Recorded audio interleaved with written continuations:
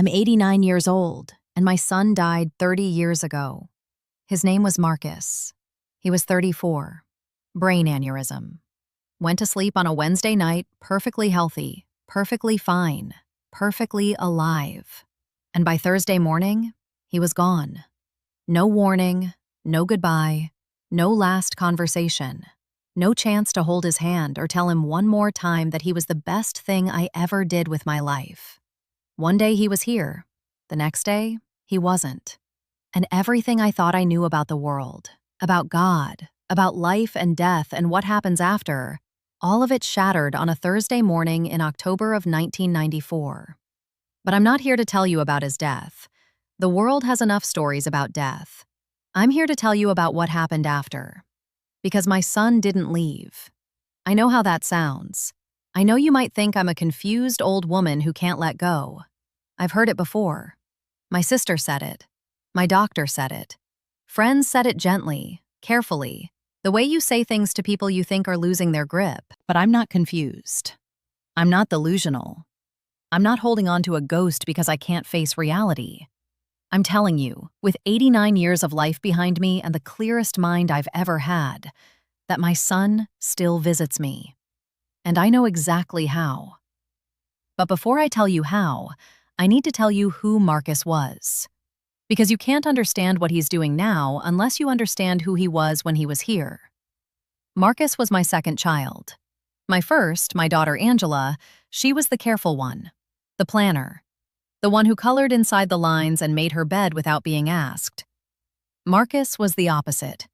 He came into this world loud, crying louder than any baby in that hospital. The nurse laughed and said, "This one's going to be heard." She was right. Marcus was always heard. He was the kind of child who asked questions that didn't have answers. At 6 years old, sitting in the bathtub, he looked up at me and said, "Mama, where do people go when they die?" I said, "Heaven, baby." He said, "But where is heaven? Is it up? Because airplanes go up, and I've never seen it." I didn't have an answer. He was 6, and he was already asking the questions that would take me 60 more years to even begin to understand. He grew up to be a music teacher, taught elementary school in Atlanta, 3rd and 4th graders. He played piano, guitar, sang in the church choir every Sunday. He had my mother's voice. Deep, warm, the kind of voice that made you stop what you were doing and listen. He wasn't rich. He wasn't famous. He was a 34-year-old man who taught children how to play music and called his mother every single night at 8:30. Every single night. 8:30. The phone would ring and I'd pick it up and he'd say, "Hey, Mama, how was your day?" And I'd tell him. And he'd tell me about the kids in his class, about the little girl who finally learned to play her first chord, about the boy who was too shy to sing until Marcus sat next to him and sang with him. Every night for years. 8:30. Like clockwork. On Wednesday, October 12th, 1994, the phone rang at 8:30. I picked it up. He said, "Hey, Mama, how was your day?" I told him I'd been gardening. He told me about a school concert they were planning. We talked for maybe 15 minutes. Nothing unusual. Nothing special. Just another ordinary Wednesday night conversation. The kind you take for granted because you think there will be 1,000 more. The last thing he said was, "Love you, Mama. Talk to you tomorrow." The last thing I said was, "Love you too, baby. Get some rest." He did. He went to sleep and he didn't wake up. The aneurysm happened sometime during the night. His girlfriend found him in the morning. She called me at 7 a.m. I heard her voice and I knew. Before she said a word, I knew. Something in my body knew. My hands went cold. My chest tightened. And then she said the words and the world ended. The funeral was on a Monday. I don't remember much about it. I remember people talking. I remember flowers. I remember someone singing. I remember my daughter Angela holding my arm because my legs weren't working properly. I remember looking at the casket and thinking, that's not real. That's not my son in there. My son called me last Wednesday. My son is alive. There's been a mistake. There was no mistake. And the months that followed were the darkest of my life. darker than anything I'd experienced before. And I've experienced a lot. I grew up Black in Georgia in the 1940s. I buried my parents. I buried my husband James in 1988. I'd known loss before. But nothing prepares you for burying your child. Nothing. It's not supposed to happen in that order. You're supposed to go first. That's the deal. And when the deal breaks, something inside you breaks with it. For the first year, I didn't function. I got up. I ate because Angela made me eat. I sat in my chair. I stared at the phone at 8:30 every night waiting for it to ring. It didn't ring. It never rang at 8:30 again. And every night, that silence at 8:30 was like losing him all over again. I stopped going to church. I couldn't sit there and listen to someone tell me God had a plan. What plan includes taking a 34-year-old man who spent his life teaching children to make music? What plan rips a son away from his mother without a single word of warning? I was angry at God in a way I had never been angry at anything. I told him so, out loud, in my kitchen. I said, "You took the wrong one. You should have taken me." I said that every day for a year. You should have taken me. And then something happened. Something I can't explain with logic or science or religion. Something that changed everything I believed about life and death and what exists beyond what our eyes can see. It was October 1995, almost exactly 1 year after Marcus died. I was lying in bed, not sleeping because I hadn't truly slept in a year. It was maybe 2 in the morning. The house was completely silent, and I smelled something. Coffee. Fresh coffee. Brewing coffee. Strong, rich, unmistakable. I don't drink coffee at night. I hadn't made coffee. I lived alone. There was no reason for my house to smell like coffee at 2 a.m. But it did. The smell was so strong, it was like someone was brewing a pot in the kitchen right at that moment. And then I realized. Marcus drank coffee constantly. It was his thing. He'd come to my house, and the first thing he'd do was make a pot of coffee. Strong, black, no sugar. My kitchen always smelled like his coffee when he visited. Always. I lay there in the dark, and I breathed it in, and I started crying. Not sad crying. Something else. Something I don't have a word for. A mix of grief and recognition and something that felt almost like relief. Because in that moment, I knew. I didn't believe. I didn't hope. I knew. He was there. The smell lasted maybe 5 minutes. Then it faded. And I lay there in the silence, and for the first time in a year, I felt something other than emptiness. I felt held. I told my sister about it the next day. She looked at me with concern. She said, "Honey, you were half asleep. Your mind was playing tricks on you." Maybe. Maybe my mind was playing tricks. But my mind doesn't make coffee. My mind doesn't fill a room with a specific scent at 2 a.m., a year to the day after my son died. That was the first visit. It was not the last. Over the next 29 years, Marcus has visited me hundreds of times, and I've learned to recognize the signs. Not because I read a book about it, not because someone taught me, because I lived it, over and over. And the patterns became undeniable. The first way he visits is through smell. The coffee was the first time, but it wasn't just coffee. Sometimes it's his cologne. A specific cologne he wore called Cool Water. He'd been wearing it since high school. I'd know that smell anywhere. I'll be sitting in my living room in the middle of the afternoon, and suddenly the room smells like Cool Water. No windows open, no one else in the house. Just that smell, clear and strong, lasting a few minutes and then gone. Some people would say it's my imagination, that I want to smell it so badly that my brain creates it. But here's what I'd say to those people. I've had other visitors in my home. My daughter, my grandchildren, friends. Not one of them has ever triggered that smell. My brain doesn't create Cool Water cologne when my granddaughter visits. It only happens when I'm alone, when I'm quiet. when the conditions are right for something beyond explanation to reach through. The second way he visits is through music. Marcus was a music teacher. Music was his language, and since he died, songs have followed me in ways that go beyond coincidence. I'll be in a grocery store, and a song he used to play will come on. Not a popular song, not something you'd hear on the radio every day. A specific song that he loved and played on his guitar. I'll be driving in the car, and I'll turn on the radio and catch the last few seconds of a song that was playing at his funeral. I'll wake up in the morning with a melody in my head that I can't place, and then realize it's something Marcus used to hum while he made his coffee. Once, and this is the one that took my breath away, I was at Angela's house for Thanksgiving. The grandchildren were playing, everyone was talking, the house was loud and full and alive. And I was standing in the kitchen alone for a moment, washing dishes, and I heard a piano. Clear as day. A few notes.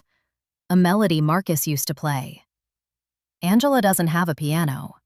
There was no piano in that house, but I heard it. 3 notes. His 3 notes. And then it was gone. I didn't tell anyone at dinner. I just stood there with my hands in the soapy water and tears running down my face, and I whispered, "I hear you, baby." The third way he visits is through dreams. But not regular dreams. These are different. I've had thousands of dreams in 89 years. I know what a regular dream feels like. It's fuzzy, scattered, illogical. You wake up and it fades within minutes. The dreams where Marcus visits are nothing like that. They're vivid. They're clear. They're more real than waking life, and they don't fade. I remember every single one of them in perfect detail, even the ones from 20 years ago. In these dreams, Marcus looks healthy. He looks young. He looks like himself at his best. And he doesn't say much. He usually just smiles. Sometimes he hugs me and I can feel it. I can physically feel his arms around me in a way that no regular dream has ever produced. I wake up and my body still feels warm where he touched me. Once, about 10 years ago, he came to me in a dream and he said one sentence. Just one. He said, "Mama, I'm okay. Stop hurting." That was it. I woke up sobbing. Not from pain, from relief. Because I've been waiting 20 years to hear those words. And whether it was truly him or my own mind giving me what I needed, it doesn't matter. It healed something in me that nothing else had been able to touch. The fourth way he visits is the one that will sound the strangest. But I need to tell you because I think some of you watching this have experienced it too and thought you were losing your mind. Sometimes I feel a hand on my shoulder, a physical sensation, weight and warmth on my left shoulder, like someone is standing behind me and resting their hand there. It happens when I'm sad, when I'm sitting alone at night missing him, when the grief gets heavy and I feel like I can't carry it anymore.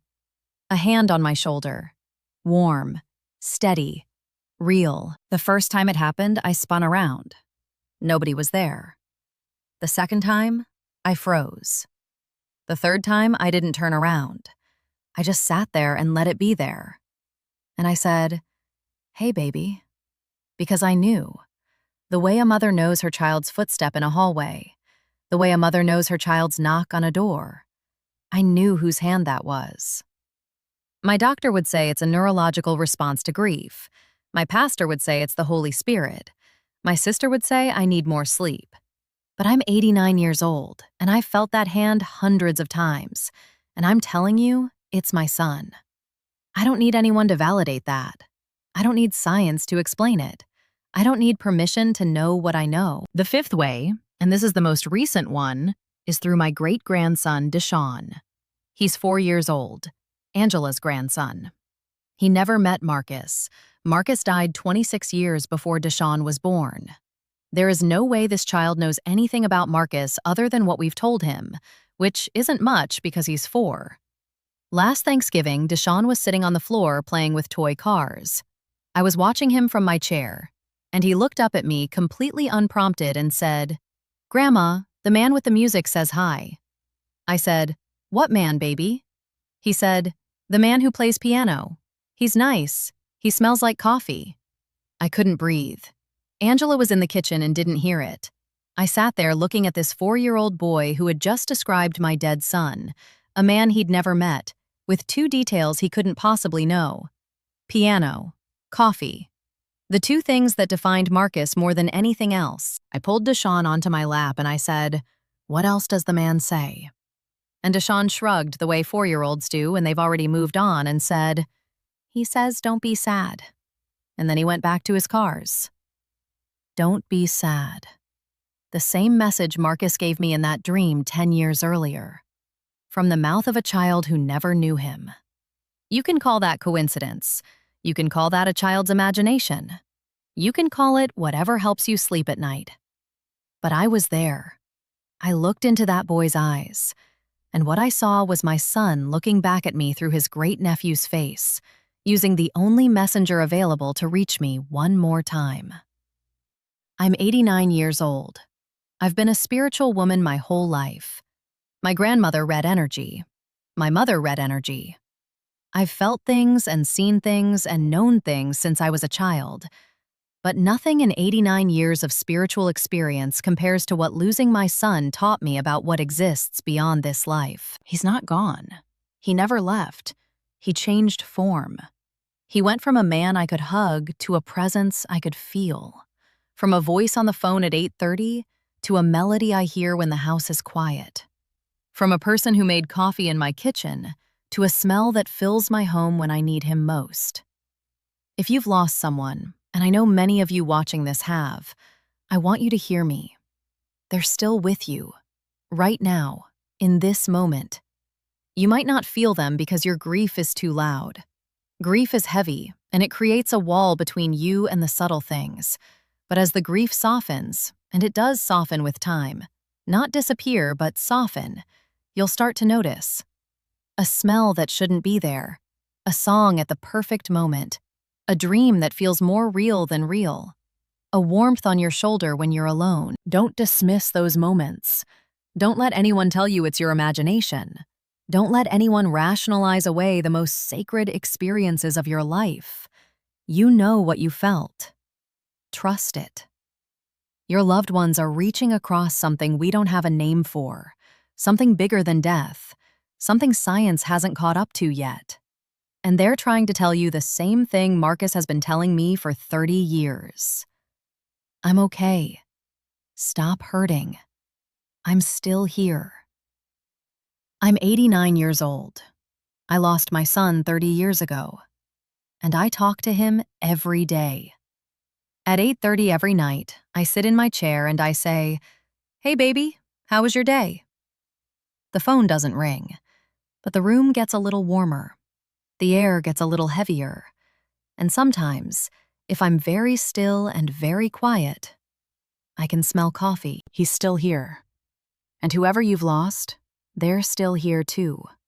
You just have to learn to listen with something deeper than your ears and see with something deeper than your eyes.